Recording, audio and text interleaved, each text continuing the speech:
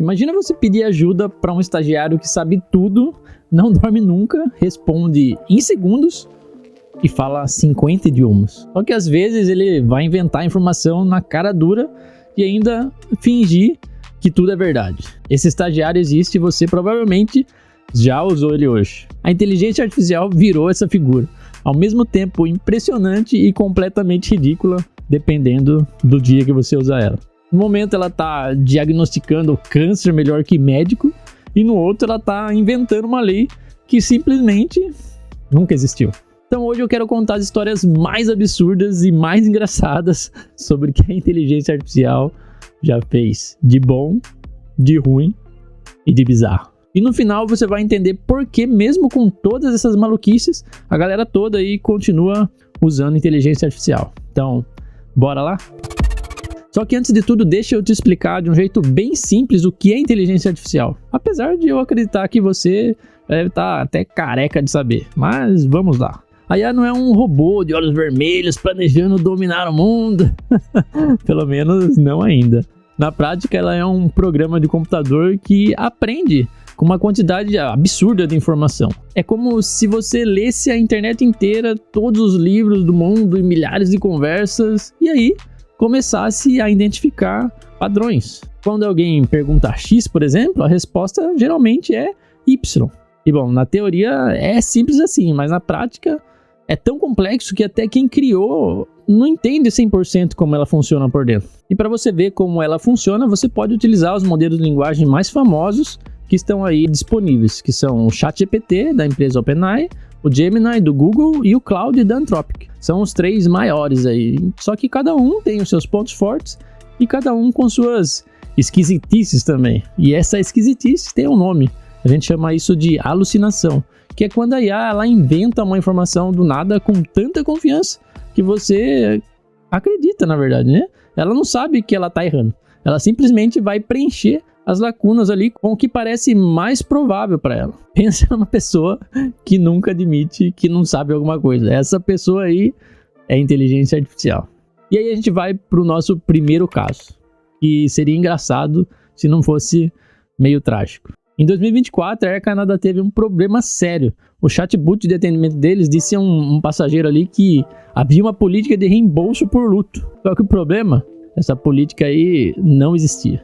E aí o passageiro comprou a passagem, confiando na informação do chatbot, pediu o reembolso depois para a Air Canada e ela disse: não, isso aí não existe na nossa política. Daí o cliente entrou na justiça. E adivinha? A justiça deu razão pro cara. Aí a empresa foi obrigada a pagar. A defesa até tentou argumentar ali que o chatbot era uma entidade separada da empresa. Era uma entidade separada da empresa, como se a IA fosse um funcionário autônomo que agiu por conta própria, pela cabeça dele. Só que o juiz aí não comprou essa ideia, né? E a Air Canada teve que arcar com aquele prejuízo. Segundo caso, em 2024, a Apple lançou um recurso nos iPhones que basicamente resumia as notificações automaticamente com a inteligência artificial. Parece até útil, mas aí o sistema começou a criar manchetes falsas da BBC. A BBC chegou até a pedir publicamente que a Apple desativasse o recurso por lá. E o problema é que a IA não distingue o que é verdade do que é plausível. Ela só monta a frase mais provável com base do que ela entendeu. E aí pode passar informação falsa, que foi o que aconteceu. Terceiro caso. Esse caso é bem engraçado.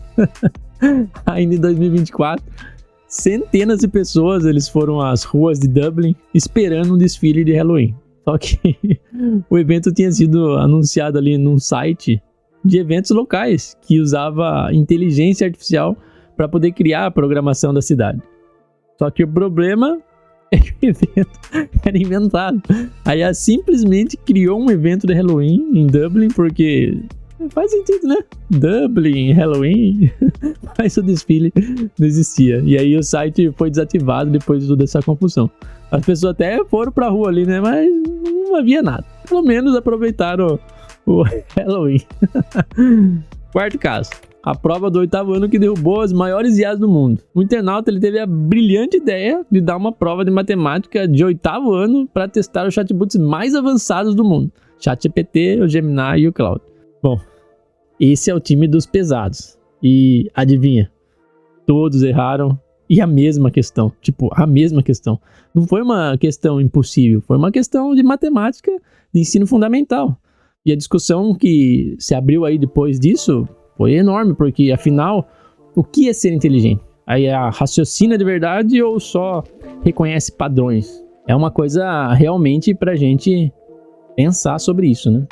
Mas beleza, eu também não quero que você saia daqui desse vídeo achando que a IA é só zoeira, só faz coisa errada. Não, porque quando ela acerta, é de um jeito que deixa qualquer pessoa realmente impressionada. Por exemplo, o AlphaFold, da empresa DeepMind, que é do Google, ele foi capaz de prever a estrutura de proteínas em 3D em questão de segundos. E o que isso significa? Que antes dessa tecnologia, descobrir como uma proteína se dobra, algo essencial ali para criar novos medicamentos, entender as doenças, levava anos de pesquisa e milhões de dólares. E o AlphaCode faz isso em segundos. Ou seja, é simplesmente impressionante. E laboratórios do Brasil, de São Paulo, já estão usando isso aí para acelerar pesquisas contra doenças que são mais complexas. E ainda na área de saúde, tem mais coisas. Algoritmos de IA, por exemplo, já conseguem identificar a retinopatia diabética, uma doença que causa cegueira, em estágios que médicos humanos não veriam no exame.